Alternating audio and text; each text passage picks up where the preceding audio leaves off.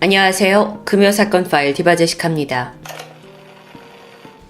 2007년 4월 24일 저녁 8시 30분 수원시 영통구 메탄동 번화가에 위치한 한 카페에 종업원 김씨가 출근합니다.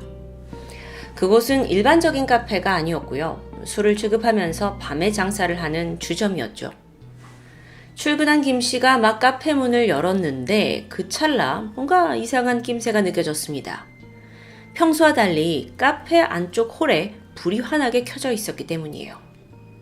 사장님이 먼저 출근을 하셨나 싶었지만 들어오면서 분명 간판에 불이 꺼져 있는 걸 확인했습니다. 게다가 열쇠를 꽂기도 전에 카페 문은 이미 열려 있었고요. 김씨가 갸웃거리며 가게 안으로 들어가게 되죠. 그런데 즉각 바닥에 피 묻은 발자국이 눈에 들어왔습니다. 불길한 예감의 내부를 살펴보는데 그러던 중 주방 옆에 있는 소파를 보고 김씨는 주저앉고 말았죠. 그곳에는 41살의 이 카페 사장 이씨가 피를 흘린 채 사망해 있었기 때문입니다. 이씨의 얼굴, 복부, 허벅지 등등 곳곳에 흉기에 찔린 흔적이 있었고요. 속옷이 허벅지까지 내려와 있었죠.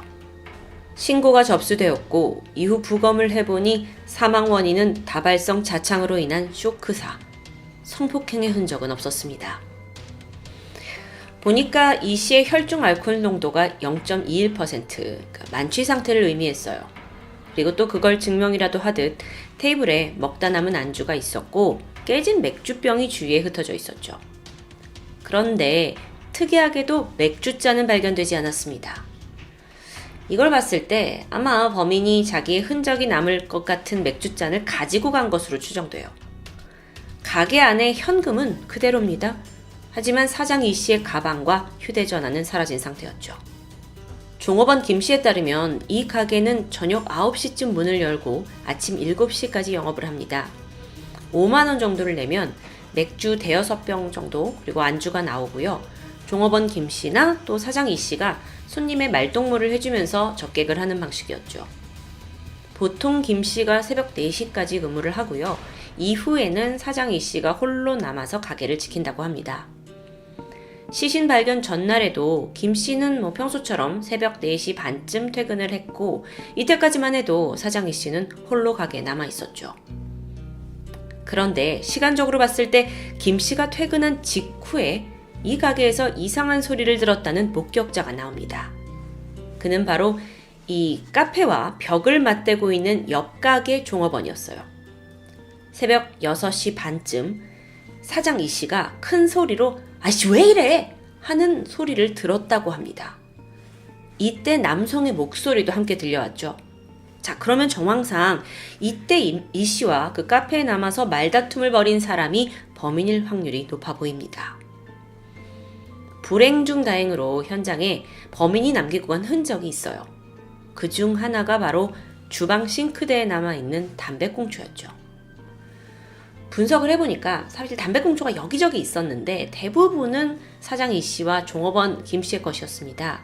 근데 유일하게 주방 싱크대에 남아있던 담배꽁초는 디스라는 브랜드로 이 씨와 김 씨가 피우는 종류와 달라요. 거기엔 남성의 타액까지 묻어 있었죠. 이게 굉장히 결정적인 증거라고 볼 수 있는데요. 경찰은 DNA 분석으로 이제 범인을 쉽게 잡을 수 있을 거라 희망이 생겼습니다. 하지만 그것도 잠시 경찰 DNA 데이터베이스에 현장에서 발견된 것과 일치하는 DNA가 도저히 나오지 않는 겁니다. 오케이, 자 그럼 다음 단계. 경찰은 단골 손님을 비롯해서 유력한 용의자 총 400여 명을 추려냈고요. 그들의 DNA와 담배꽁초 일일이 대조해봤죠. 근데 역시나 일치하는 게 없습니다. 현장에 족적 남아 있었고 그것도 가지고 있고 또 이 씨의 통화 내역도 뽑았고 다각도로 수사를 진행하는데 아니 어느 곳에서도 실마리를 찾을 수 없는 아주 답답한 상황이었죠. 그래서 처음에 굉장히 금방 해결될 것만 같았던 희망이 점점 사라지면서 이 사건은 결국 장기미제로 분류됩니다. 이후 5년이라는 시간이 지난 2013년 7월 사건이 반전을 맞이하게 돼요. 2013년 7월 25일 새벽 4시에 수원 권선구 고등동에서 귀가하고 있던 30대 여성 A씨가 괴한에게 폭행을 당하고 현금을 빼앗기는 사건이 발생하거든요. 근데 이때 얼마 지나지 않아서 그녀를 공격한 괴한이 잡힙니다. 그 사람이 누구였냐? 36살의 남성 박씨였죠. 경찰이 박씨를 어쨌든 이 폭행, 절도 혐의로 검거를 한 후에 그의 여죄가 있는지를 수사하게 돼요. 그래서 DNA를 채취해서 국가수에 보내게 되는데 여기서 뜻밖의 소식이 들려온 겁니다. 이 DNA가 5년 전 그 카페 사장 이씨 살인 사건 담배에 있던 것과 일치한다는 소식이에요. 그렇게 뒤져서 없었잖아요. 근데 여기서 나온 겁니다. 보니까 이 박 씨가 주민등록이 말소된 상태예요. 오랜 시간 일용직과 또 길거리 생활을 반복해 왔던 사람이었죠. 따라서 A씨 사건을 통해서 이 박 씨의 DNA를 얻지 못했다면 어쩌면 이 사건에서 담배꽁초의 주인은 영영 찾을 수 없었을지도 모릅니다. 자, 그렇게 DNA 주인이 나타나니까 경찰이 즉각 이걸 증거로 박 씨를 추궁하기 시작했어요. 박 씨는 넌 전혀 모르는 일이다 라면서 부인을 하는데 경찰이 우린 DNA 증거 있다 라는 말에 태도가 바로 바뀝니다. 그러면서 사건 당일 사실 자기가 그 메탄동에 있는 술집 카페에 들어가서 맥주를 먹었다고 털어놓게 돼요. 카페 주인 이 씨와도 대화를 나눴다고 했죠. 그러다가 이 씨가 아우 나이가 몇인데 아직도 노가다를 하세요? 라는 말에 발끈했고 우발적으로 이 씨를 살해했다라는 걸 자백하게 되는데요. 자백. 자, 오늘 사건 평소보다 굉장히 빨리 해결되는 것 같죠? 그런데 그럴수록 불안한 건 왜일까요? 이 미제 사건이 해결되나 싶은 순간이었습니다. 그래서 경찰이 박 씨에게 이 씨 살인 혐의까지 추가해서 검찰에 기소하게 돼요. 그런데 사건이 여기서 또 한 번 반전을 맞이하네요. 박 씨가 돌연 진술을 번복한 겁니다. 카페에 간 것도 맞고 그 카페 여사장 이 씨를 만난 것도 맞는데 난 죽이진 않았다 라면서 혐의를 완강히 부인하는 겁니다. 사실 이 사건 해결에 있어서 박 씨의 자백이 없으면 이 살인이 인정되지 않는 상황이었어요. 왜 그랬냐면 담배꽁초는 이 박 씨가 카페에 갔었다는 걸 보여주는 증거일 뿐이에요. 살인의 증거가 되지는 못하죠. 자, 그렇게 사건이 점점 이게 희망을 잃어가더니 결국 박 씨 번복으로 인해 기소에 실패했고요. 박 씨는 풀려납니다.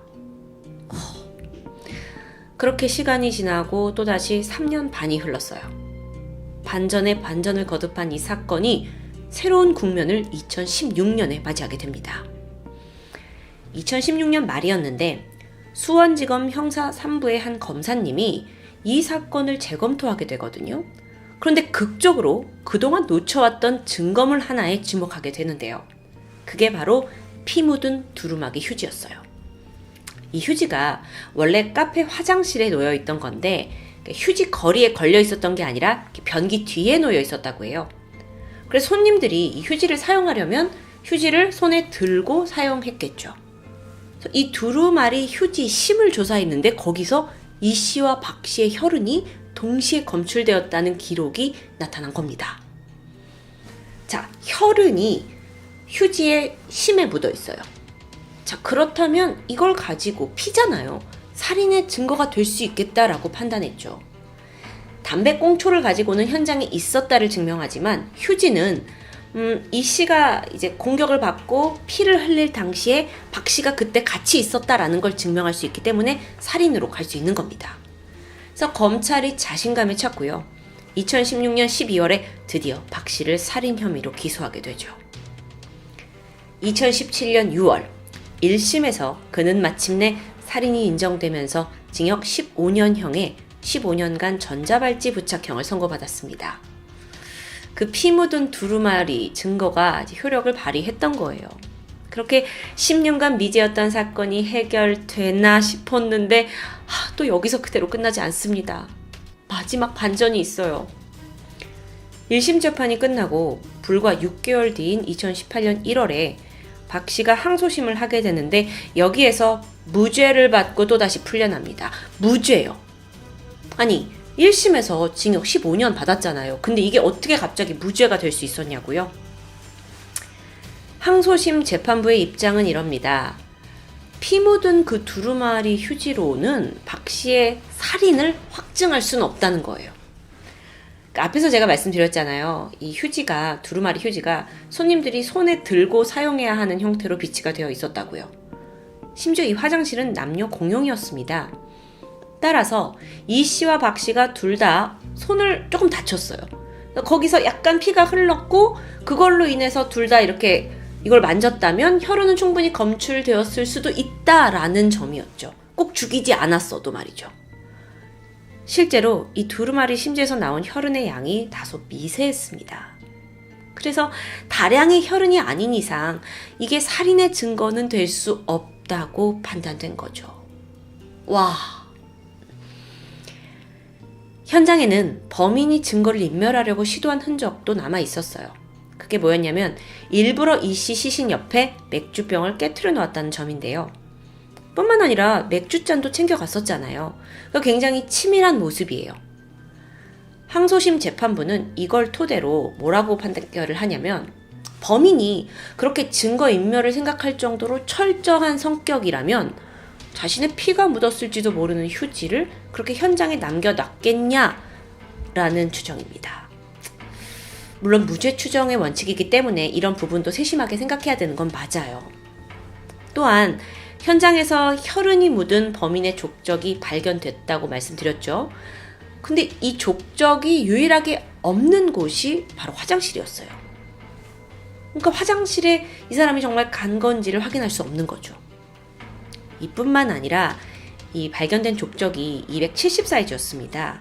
근데 정작 박 씨의 발 사이즈는 277. 그러다 보니 평소에는 280을 신고 다녔다라고 주장했죠. 자, 이 신발에 관련해서도 이제 양측의 입장이 굉장히 다른데 여기서 경찰은 현장에서 나온 거 분명 박 씨 거 맞다라고 확신했어요. 왜냐면 박 씨가 앞서 그 A씨 폭행 사건으로 검거가 되었잖아요. 그때 당시에 270짜리 신발을 구겨 신고 있었기 때문입니다. 그러니까 원래는 270을 신고 다니던 사람이라는 걸 주장할 수 있는 거죠. 근데 여기에 대해 박 씨는 또 뭐라고 하냐면 내가 그날 신고 있던 신발이 세탁소에 맡기는 바람에 별 수 없이 매형 신발을 빌려 신은 거다라고 주장합니다. 이게 받아들여졌고요. 더 이상 그가 살해범이라는 증거는 찾을 수가 없었죠. 이 외에도 박 씨가 무죄를 선고받은 이유는 더 있습니다. 박 씨가 자백을 했을 당시에 미란다 원칙 고지가 이루어지지 않은 상황에서 나왔기 때문이에요. 미란다 원칙 고지 여러분 다 아시죠? 이거는 형사소송법과 헌법이 보장하는 권리인데요. 이게 이제 침해당했다고 여겨지는 거죠. 그렇다 보니 이때 자백한 건 증거로서의 능력을 잃게 됩니다. 박 씨에 따르면 이때 자백을 했을 당시에 굉장히 좁은 접견실에 경찰 3명이 둘러싸였고 박 씨가 혼자였어요. 상당한 압박감을 느꼈다고 합니다. 이때 경찰이 야, 당신이 부정을 해도 우린 이미 DNA 증거를 가지고 있고 널 기소할 거다 라면서 이제 반협박식으로 말했다는데 결국 박 씨의 자백은요. 유도신문에 의한 것이라고 무효 판결됩니다. 그러니까 자백도 효력이 없어요. 여러분 DNA가 다를 확률은 거의 0에 수렴한다고 합니다. 따라서 담배꽁초에서 DNA가 나온 건 맞아요. 그래서 그날 박 씨가 죽은 이 씨와 같은 공간에 있었던 건 사실이죠. 이 씨와 대화를 나눈 것도 맞습니다. 그리고 현장의 여러 증거들이 그가 이곳에 방문했다는 걸 말해주고 있지만 박 씨도 그건 인정했고요. 하지만 그 살인을 인정하기에는 증거가 미비한 겁니다. 이렇게 증거가 부족한 경우에 보통 재판부는 피고인에게 유리한 쪽으로 해석을 하는 게 대부분인데요. 무죄 추정의 원칙에 따라 오직 증거와 증언으로 판결을 해야 하니까요. 항소심 재판부는 마지막으로 간접 증거는 아주 엄격히 인정해야 한다라면서 지금까지의 증거로는 살인을 했다고 보기 어렵다고 정리합니다. 그런데 증거가 부족한 거지 재판부도 범인이 누군지는 어느 정도 좀 감이 온 듯해요. 그러면서 무슨 말을 남기냐면 박 씨가 범인이 아닐 여지가 확실하게 배제됐기 있다고 보기 어렵다. 그럼 다시 읽어드릴게요. 박 씨가 범인이 아닐 여지가 확실하게 배제됐다고 보기 어렵다. 참 애매한 말이죠. 쉽게 풀이하자면 박 씨가 범인이 아니라는 것이 확실하지도 않다라는 이야기입니다. 그가 범인일 가능성이 있다는 거죠. 어쨌든 박 씨는 법망을 그렇게 유유히 빠져나갔고요. 이 찜찜한 무죄로 반전극이 막을 내리게 돼요. 그러고 보니까 참 우리 영화 드라마에서 경찰이 유력 용의자를 체포해 놓고도 왜 그렇게 더 확실한 증거를 찾아 헤맸는지 좀 이해가 되는 부분인데요. 이 사건 정말 유례없는 복잡한 과정을 거쳤습니다. 그리고 끝내 미제 오명에서 벗어나지 못하죠. 해결될 것만 같은 사건이 다시 미궁에 빠지면요. 그 유족들은 더 큰 고통을 느낀다고 합니다. 하지만 우리 경찰은 아직 포기하지 않았어요. 범인을 정확하게 지목할 수 있는 더 결정적인 증거를 여전히 찾아 헤매고 있기 때문입니다. 박 씨는 수서망을 교묘하게 빠져나간 진짜 범인일까요? 아니면 정말 그날 우연히 카페에 방문했다가 동선이 겹친 운 나쁜 무고한 시민일까요? 하루빨리 이 사건의 진실이 밝혀지기를 손꼽아 기다리고 있습니다. 지금까지 금요사건 파일 디바제식합니다.